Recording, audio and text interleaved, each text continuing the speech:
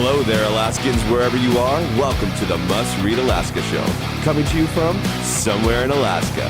This is the place where we talk about, you guessed it, Alaska, where we keep the mainstream media on their toes and where we are standing up for what's right in a world run by leftists. You can find out more by heading over to mustreadalaska.com and also checking out the Must Read Alaska YouTube channel for some really great content. But first, let's get this party started.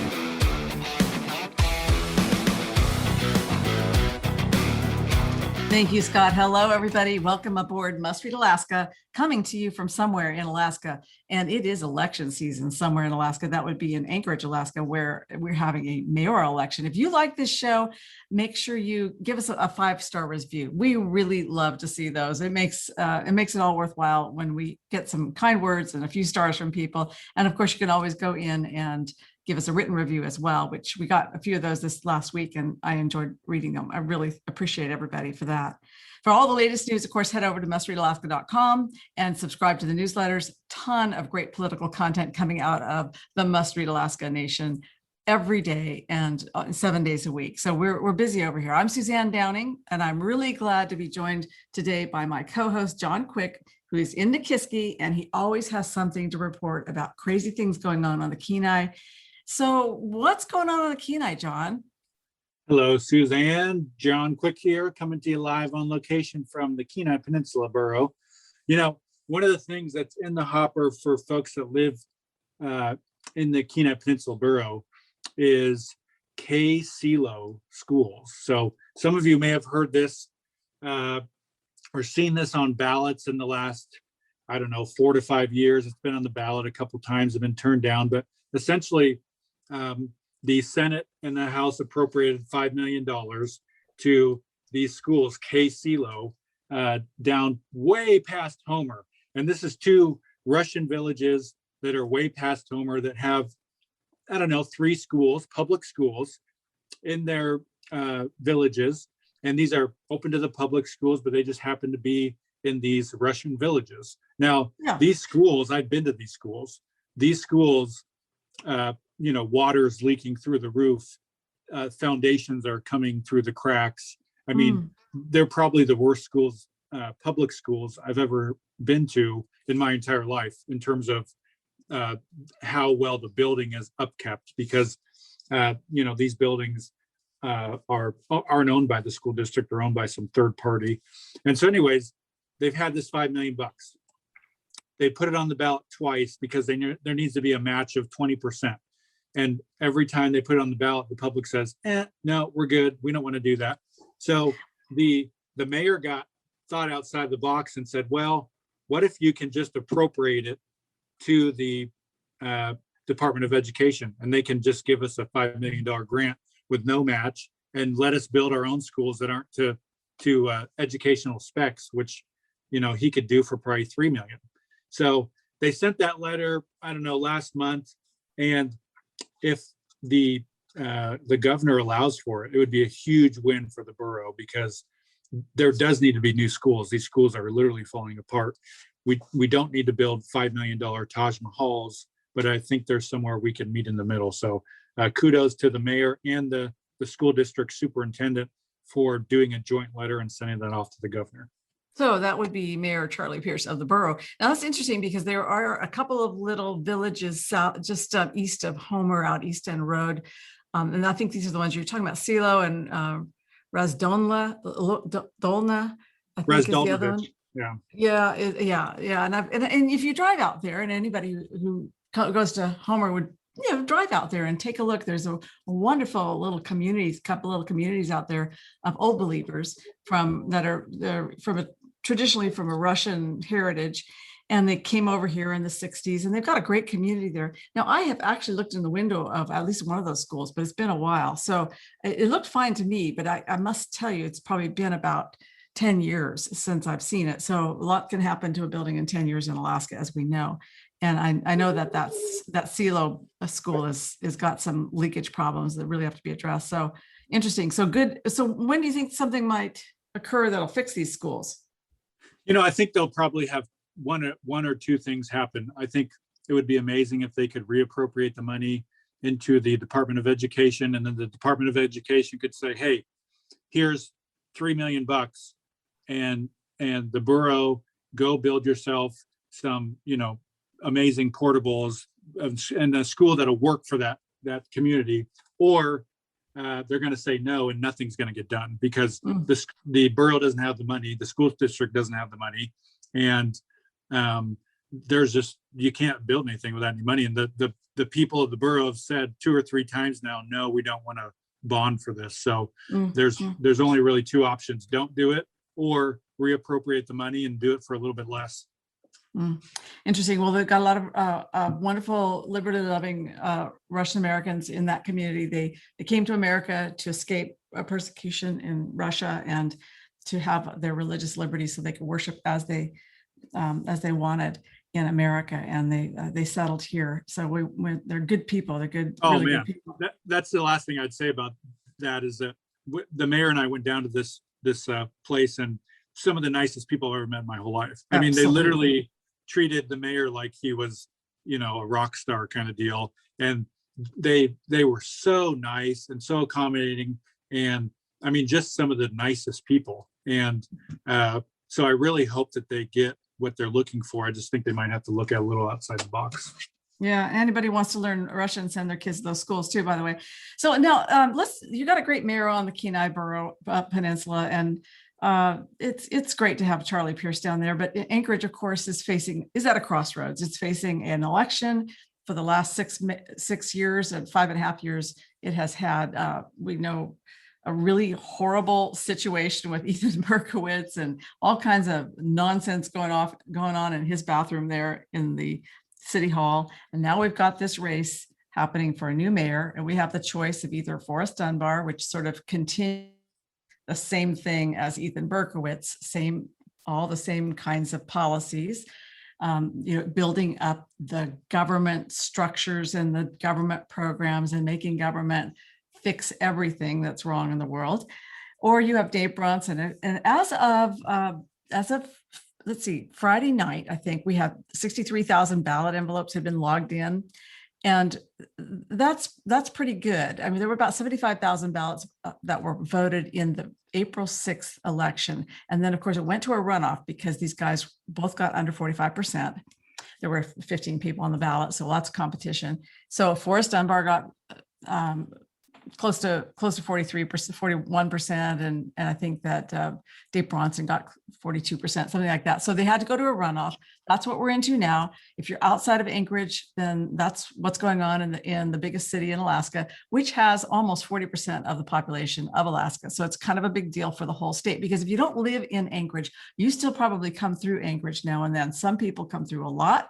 Some people come through a couple times a year, but the policies that happen in Anchorage affect everybody in the state, especially rural Alaska, where people use Anchorage as a medical hub, or they use it as a transportation hub, or they come in here because we are like the big Home Depot of the entire state, where we have all the supplies. So it matters to Alaskans who is the mayor and whether or not they are pro-business or they're just going to be a big government program. I expect with these 63,000 ballots that came in by Friday, close of business, I expect, John, that we're going to see another 5,000 came in Saturday, another 5,000 on Sunday, and possibly as many as 7,000 today. So that gets us up to 80-some thousand.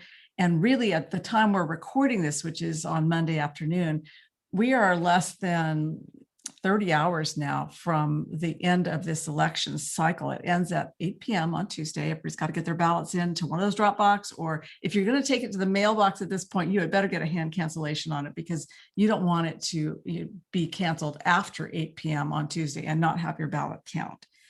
So, we moved to a mail-in ballot process here in Anchorage in 2018. It was our first time at it. And it's got some real issues. I got to tell you, I wouldn't necessarily encourage others to do it. The lines tend to be really long. There's 3 locations you can vote on election day, or even now, the day before election day. The lines tend to be pretty darn long because people do not like mailing their ballots or dropping them in those boxes. They feel it's very insecure. And there's another issue that has to do with ballot curing. For instance, if you are voting, let's say you voted April 20th, and then you went out of town and you're out in your fishing grounds, you're not around to get the letter from the municipality that tells you your ballot, there's something wrong with your ballot. You forgot to sign it, your signature didn't match, or you put a stray mark on it so it didn't get counted. And if they can't discern that you are who you are, your ballot can get tossed. So you have to be in town between the time you voted and the time they count the ballots. And then they send you, for instance, they're going to send letters out to everybody who needs ballot curing. They don't do that until after they count ballots tomorrow night and the next day and the next day. And then you only have like 70 hours to get down to Ship Creek where you can go in and to show your ID and tell them what you intended by your ballot.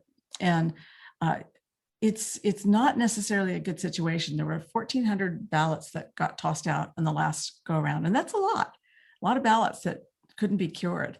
So people who are traveling, they're a little bit nervous about this. And I don't know, you guys had a chance to do this down in Kenai, and everybody in Kenai said, no way.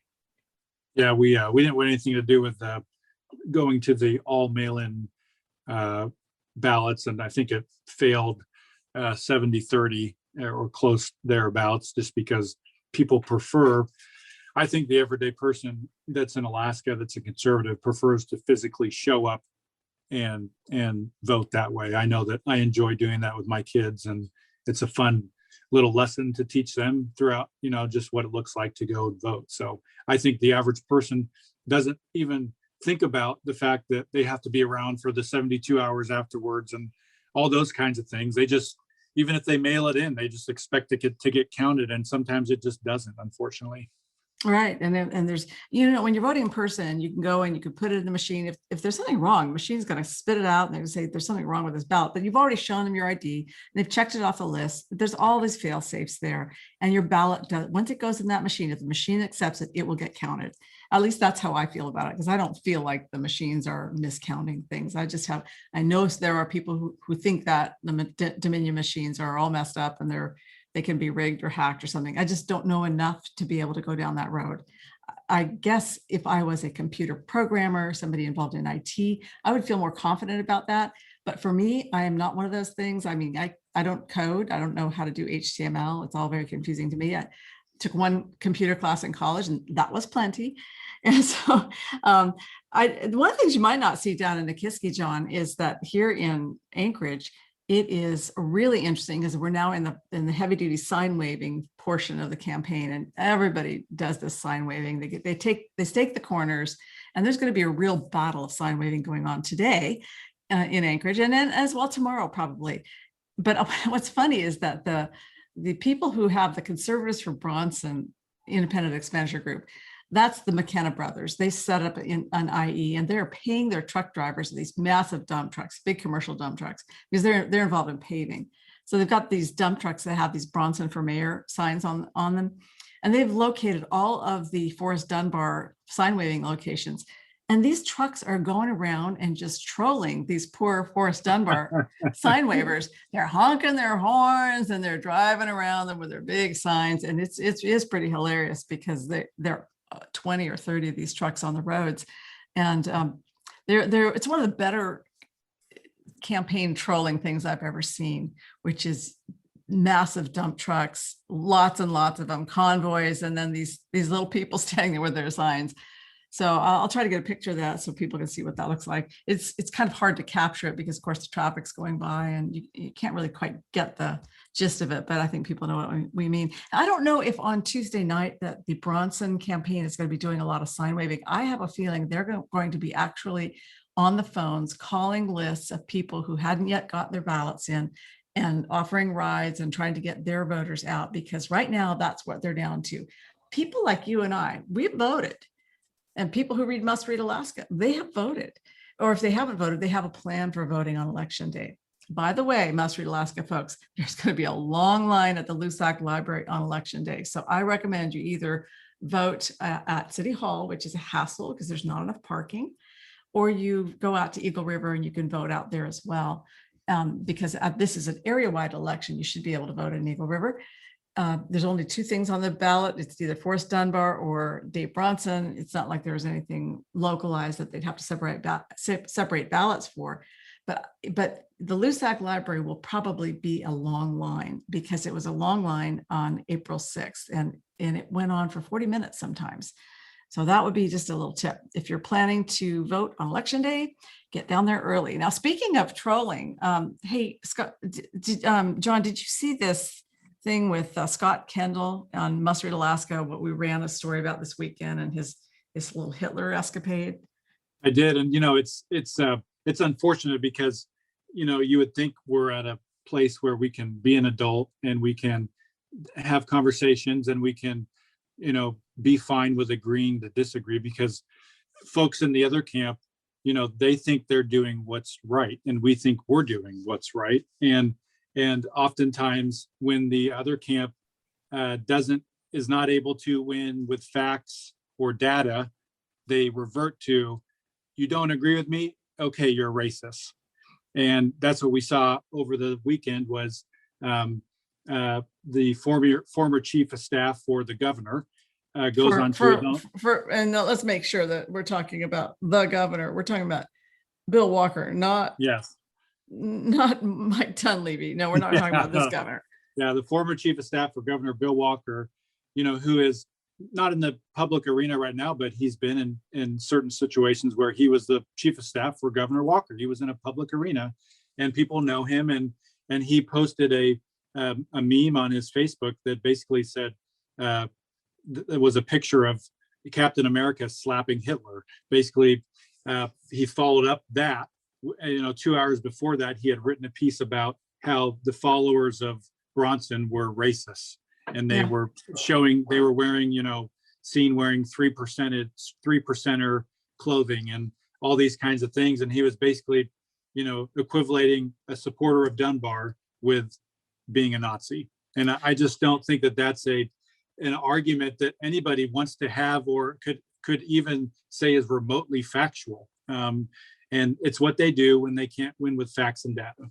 Right. And this is Godwin's law. Godwin's law is that whenever there's a debate going on online, which in Alaska, of course, our online debates typically happen on Facebook. We have a very active political world on Facebook in Alaska and lots of debates about this particular campaign. And Godwin's law says that the longer an online conversation continues, the more chance there is to mention Hitler or to say somebody's a Nazi.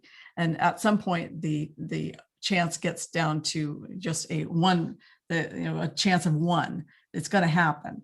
So this guy, he's just a funny guy, and I don't know who Godwin is, but right now he's like general counsel for the Wikimedia Foundation, and he came up with this rule of thumb. As an online discussion grows longer, the probability of a comparison involving Nazi or Hitler approaches 1. And it's often cited in online discussions against the use of inflammatory rhetoric or exaggerated comparisons. But unfortunately, what we saw is the former campaign, this is Scott Kendall, former campaign manager for Lisa Murkowski. And he is the driving force behind the recall Dunleavy. And he was also the driving force behind ballot measure 2, which brought us the ranked choice voting and the jungle primary. I mean, this guy is very politically involved. And now he's calling Dave Bronson the equivalent of Hitler. So this guy has so jumped the shark that it's almost like that. Remember that little golden book of everyone I don't like is Hitler, a child's guide to online political discussion. I mean, we ought to just get a copy of that and sort of sign it and get it to him, because he has definitely gone over the edge. When you just you just don't compare people to Hitler, and you don't compare people to Nazis unless they're like Pol Pot or the Killing Fields, or they're like Mao Zedong, who killed millions of Chinese. I mean, there are people who are like Hitler, but that's because they've killed millions of people like Hitler did. And it's sad to see the normalizing of that kind of political dialogue in Alaska. I just didn't expect it to be coming from Scott Kendall, of all people, who always, demands that our side be respectful, and rightfully so, right? Yeah, it's I think that they see that Bronson is having events and 500 people are showing up to his events, and he has a huge amount of momentum. He's had multiple events now where hundreds and hundreds of people are showing up to events. You have the independent expenditure group, like you said, this construction outfit that's willing to put all their trucks on the line and put Bronson signs on them. And you don't see that happening with Dunbar. You don't see this huge momentum happening with Dunbar. You see him having a vaccination party and doing some last minute hokey pokey at the assembly meetings to try to kill the emergency orders. But you don't see this huge momentum like Dave Bronson is having. And so this is where you start just swinging at anything that will stick on the wall. And I think that conservatives are here saying, let's argue about Dunbar's 10-point plan. Let's argue about Dunbar, causing more harm than good in the last year by shutting down Anchorage and killing the economy. Let's argue about those kinds of things. And we're fine with disagreeing with you on that. But when you make arguments that a 5-year-old child could defend by just calling people names, it really gets you out of the respect mechanism that we would even want to dialogue with you any further at this point. Right. Well, I do tend to call them lefties and stuff, but I don't call people commies too much. I mean, I really try to dial that back, because unless they're a member of the Communist Party, it's probably not really appropriate. I do call people leftists. I call them progressives. I call them liberals. I call them radicals. And sometimes I call them extremists. And I think actually at this point, we can see that Forrest Dunbar is in fact an extremist. In fact, I saw a campaign picture of him from the weekend when they were getting ready to do a big door knocking event over the weekend. And a couple of those people in that picture had their fists raised, in revolution. These guys are all about Chairman Mao. They're all about Che. They're all about Fidel Castro. These are pretty hardcore people. But when it comes to the Holocaust, I know that I have talked to people who survived the Holocaust, and I'm sure that Scott Kendall has too. I'm sure he knows people who did or knew people who did, because that generation is quickly leaving, quickly dying from just age. But, we just need a better dialogue than that. We expect more than that. That is just something that those survivors deserve better than to have a mayor's race sort of compared to that. I noticed that after a couple of hours, he took that down. After my story came out on Must Read Alaska, he actually switched out his profile picture, and I guess I should thank him for that. So on another topic that's hit the news today, I just wanted to tell you, if you hadn't seen it already, that the FDA has approved this Pfizer vaccine, and they say you can give it to 12 to 15-year-olds. So that's given it to some pretty young people now. Earlier it was 20 or 30, no, actually when we started out, it was 65 and older, and then it was 55 and older, and then got down to 25, then 16 and older, and now it's down to 12. So they're looking at giving kids these vaccines before they go to school in the fall. What do you think about that? Well, I'd rather get punched in the throat than give my kids this vaccine. It's not going to happen in my household, and I know it's not going to happen in a lot of our friends' household. This is a experimental drug that point is not even refutable. It's literally labeled experimental with the CDC. And I just see that a lot of folks in Alaska are not really going to be excited about getting their kids vaccinated. I think I could see the Anchorage School District and the Juneau School District and possibly some others kind of moving towards wanting to get all kids vaccinated. You saw last week that the superintendent of the Anchorage School District said that you're not going to be a volunteer in the school. You're not going to be a chaperone on field trips unless you're vaccinated. And so they're moving in that direction. You're not going to be allowed to do certain things in the school district unless you're vaccinated. And I could just tell you that that's pretty much going to fall on deaf ears for conservatives and libertarians in Alaska. And that's the majority of folks in Alaska. So, if people want to get their kids vaccinated, great. I mean, it's between them and their doctor and their kids. And if they want to do that, awesome. I draw the line when it comes to saying your kid has to do it in order to get into school, or your kid has to do it in order to go on a field trip, or your kid has to do it, just has to do it. I'm not going to go there. Yeah. And I know, we're a little bit different on this topic, because I've gotten the vaccine. I got the Pfizer vaccine in February. and I've gotten both shots, and I didn't have any ill effects from it that I know, although perhaps I stuttered a little bit more than I used to. But you don't want that vaccine, and I know you're staying away from it, and so that's the choice you're making. Of course, you live in Nikiski, and your risk level is actually fairly low because you're in a more contained scenario. Whereas I spend a lot of time traveling, and I go and see my mom, and she's elderly, so of course I have my reasons for wanting to make sure that I'm not the one who walks in to see my mom and then accidentally kills her because I had brought COVID in. But then the thing is with this Pfizer vaccine, which is the one I got actually. They're now looking at giving it to children 6 months to 11 years old. They're going to be studying that. They'll be studying that and coming up with a report by August, whether or not they can give it to children as young as 6 months old, which I think is pretty young. I know that a lot of people are concerned about the number of shots that babies get. Are we giving them too many shots? I'm probably one of those people who thinks that maybe we ought to space out the shots a little bit and let a child's system catch up. But then, of course, I'm not a doctor. So I think you raise a good point. The school district in Anchorage at least has said parents can't be involved in the schools unless they get the vaccine. That is most certainly a vaccine passport. So will the next stage be, now that the FDA is giving this over to the CDC, Centers for Disease Control and Prevention, is going to make the decision themselves about whether or not it's appropriate for 12-year-olds.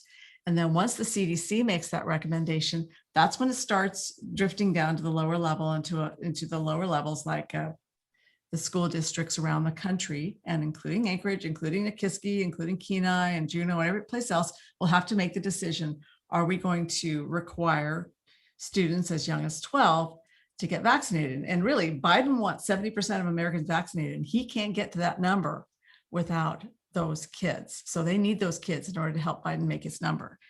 Kind of a little bit tricky. I don't know. I think that it's going to set parents off. I think the conservative parents are going to be really concerned about whether or not government is moving too fast on this one, and they'll pull their kids out of the schools. Oh yeah. I mean, I hope that we can get to a place where if somebody wants to wear a mask, they wear a mask. If they don't want to wear a mask, they don't wear a mask. If somebody wants to get a vaccine, they get a vaccine. If they don't want to get a vaccine, then they don't get a vaccine. And, you and I are prime examples. You got a vaccine, I didn't. You've never once looked down on me for not getting it. I've never once looked down on you for getting it. We just respect that you got it and I didn't, and it's no big deal. And I think that that's what I hope for Alaska, is that people can just be respectful and get out of this mandatory nonsense. Yeah. Well, listen, before we close up the podcast, and thanks for everybody who's still listening to us talk about these vaccines for kids, which is a topic we're probably going to revisit again in the future, because I don't think this is going away. I just want to talk to you a little bit about this story that I did today on an Alaska policy forum study that was done on how much people are making on unemployment and why we can't get anybody to go back to work. I've been all around Anchorage, and everywhere I go, there are signs that help wanted, or signs on restaurants saying we can't get help for our kitchen. So service here is a lot slower than what you might expect. Thank you for your patience. So that when you go in the door, it might be 40 minutes before you eat, because they don't have anybody who's willing to work in the kitchen. I don't know if you saw this story, but I tell you, if Alaskans are making $33 an hour just to stay home, I think that we've created a problem, and it's created because we've got this federal bonus on top of the unemployment insurance bonus, where we're paying people this extra bonus. And what we're seeing is the unintended consequence now. The Alaska Policy Forum says that factoring in non-cash welfare programs like Medicaid benefits, Alaskans could earn up to $5,711 per month, or $68,000 a year. And that is just, once you start calculating all your EBT card, your Medicaid is paid for free if you're a lower income, and then you've got your unemployment. So people are just staying home because you're making so much money off the government just staying home. We've created a massive welfare state. This is so untenable. Yeah, it's unfortunate. If you're a small business owner and you're listening to this, you're probably nodding your head and you're thinking, yep, I totally understand it. I just drove to Soldotna a couple days ago, and there's a sign at McDonald's giving a $500 cash bonus for anybody that applies and receives a job because they can't fill their positions. So one thing I would say, if you're a small business owner listening, or if you have friends that are small business owners that are listening, there's something simple that you can do. If you have needs where you need to hire somebody, think outside the box. I'm a part owner of a hardware store. We needed to hire people. We were told the same things, that nobody wants to work and nobody wants to do this, nobody wants to do that. Well, we just thought, well, we need to do something different. We're not going to post it on the normal atmospheres that people go look at jobs. We're going to post it to where what they're doing the most of, and that's on Facebook. So if you are a small business owner, put together a picture meme of that you're hiring for a job and post it out there on Facebook and put $10 behind the boost. And I guarantee you will get your job in front of more people than you ever would putting in front of your normal avenues in which you post jobs at. And we got a ridiculous amount of resumes for our teeny little hardware store, way more than big corporations are getting for jobs that are paying way more than what we're going to pay. And so sometimes I think it's just a matter of marketing it differently than what you're used to, because this is a different atmosphere than anything we've ever seen before. Yeah, and I have a suggestion along with that, and that's a great suggestion, by the way. We've got a lot of kids graduating from high school, and I wouldn't say that they've been given the best training in maybe just workplace situations, because they've been home for a whole year, and for some of them, a year and a half. They're graduating across the state. And in the past, high school students haven't been able to compete for jobs because adults are taking them, and people who are older aren't leaving the workforce fast enough. And there are an awful lot of rules around hiring young people anyway. And so now's the opportunity. If you're a young person, or if you have any young people in your life, I think that this is a great place for them to get a rung on the ladder and just get a great summer job. I think they'll find a lot easier to get a job this year than almost any other year, because these adults are staying home and just scraping money off the government. And this is a chance for an enterprising high school student to actually finally get a place in the workforce and get some real life experience. So, get out there, high school students, and apply for some of these jobs, because I think you'll probably find that you can make a lot of money. Amen to that. Amen to that. Say before we go, everybody, I just want to make sure you all know that we really appreciate you listening to this podcast. And I talked to some people earlier this week out in the Valley, and they said they love the podcast and they just wanted to let us know. I really appreciate hearing from you, and we love doing it as well. So if you like it, also go to mustreadalaska.com, sign up for the newsletter. We do a lot of content throughout the week. And of course, we're going to be doing a lot of election coverage over the next 48, 72 hours in this Anchorage election. And you'll also get Club MRAC, which is the just exclusively legislative news. And that's going to go for a few more weeks until the end of session. And then we'll just be down to 3 days a week for our regular newsletter. But be sure to tune in midweek, because Scott Lebeck has the show on Wednesday, and he anchors it by himself. So he has really great guests, and he's going to have a ton to talk about this week because of the election. And he's usually has that up by Wednesday night, Thursday morning. Listen for that. He's doing a great job. And Scott, you're going to have such a good time this week, because I think, we're going to really enjoy the results of this election. And you can also check in with us all day tomorrow, starting in the afternoon on May 11th. We're going to be doing live streaming from around different places in Anchorage where the election is underway. And we'll just be getting some boots on the ground so we can see what's going on out there. So if you're a supporter of Must Read Alaska, thank you so much. It makes this possible to stand up for what's right in Alaska and to beat back the big liberal media. We really appreciate you. So until then, we're signing off from somewhere in Alaska.